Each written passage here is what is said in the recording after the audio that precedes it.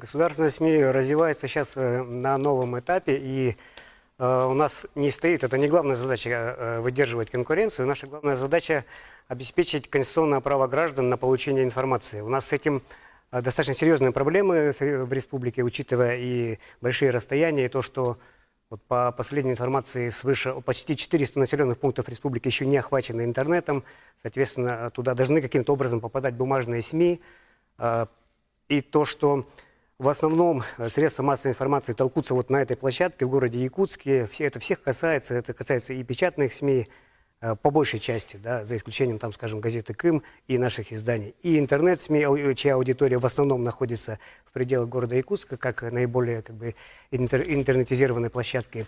Поэтому было принято решение за счет оптимизации расходов внутри нашего государственного холдинга, за счет сокращения количества выходов наших изданий. Мы сейчас выходим по вторникам, четвергам и пятницам, то есть газета «Якутия Саха-Сире» выходит 3 раза в неделю. Еще 3 года назад мы выходили 5 раз в неделю. То есть, в принципе, это плановый и плавный, и постепенный переход от ежедневной газеты, которая себя, и жила, я считаю, еще лет 5 назад, к еженедельнику. С 1 января 2017 года обе наши газеты будут выходить 1 раз в неделю, но большими тиражами. Большими тиражами мы планируем достичь максимального охвата аудитории, чтобы реализовать конституционное право граждан на получение информации. Вот смотрите, у нас, по сути дела, есть только 2 более-менее крупных издания. Это газета «Саха-Сире» и газета «Кым» на рынке. Если не считать районки. Районки напрямую финансируются из республиканского бюджета. В интернете чего-то более-менее достойного на якутском языке информационных ресурсов сейчас нет.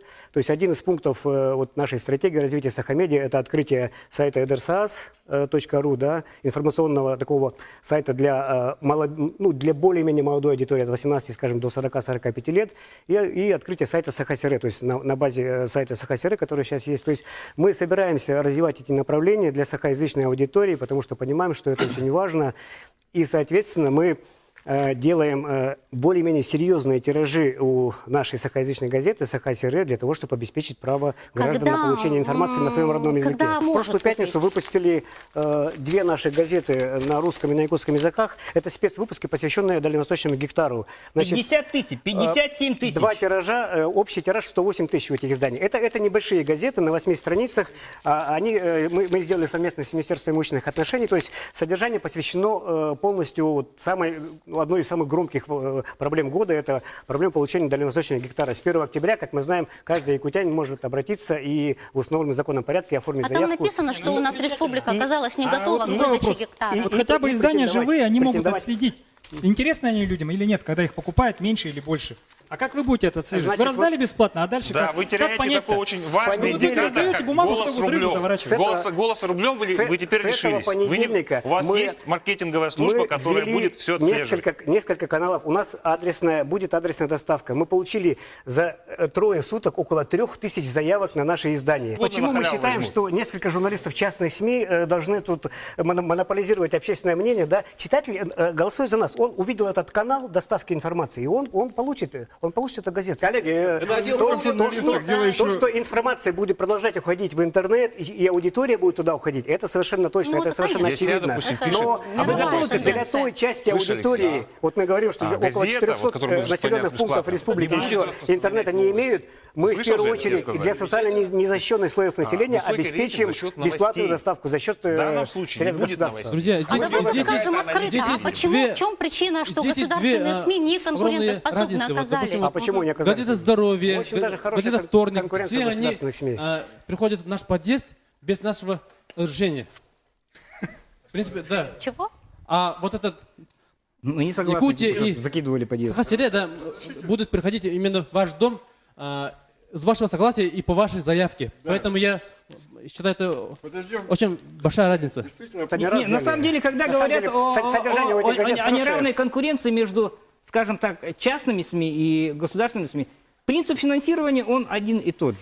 Взять газету КМД. Это же не чисто учредитель. Если вы боитесь за свои тиражи платные, значит, вы лучше поработайте. У них тиражей нет. Над своим контентом поработайте.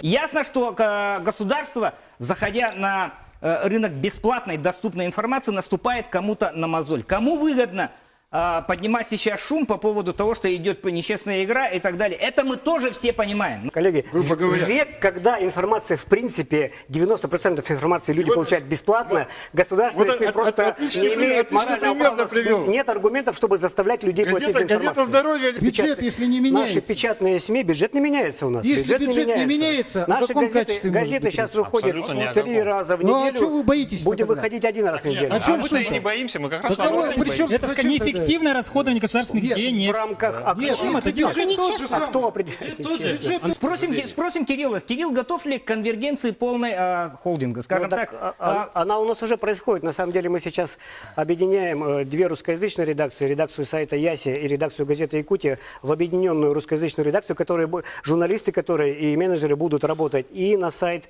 и в газету. То же самое по аналогии у нас произойдет и в сахаязычной редакции. может, ребята этого боятся? Я не знаю, чего боятся ребята. Не, мы но- вообще Боимся, ничего мы не вообще согласны с тем, что Они им деньги боятся, дают они просто так. отражают Нас другую это вообще точку не зрения. касается. Что касается, смотрите, аудитории, да? Наших коллег из печатных СМИ мы сейчас пытаемся отразить, их количество тут нет. уникальных посетителей государственного ресурса yasia.ru достигает примерно 60 тысяч в неделю.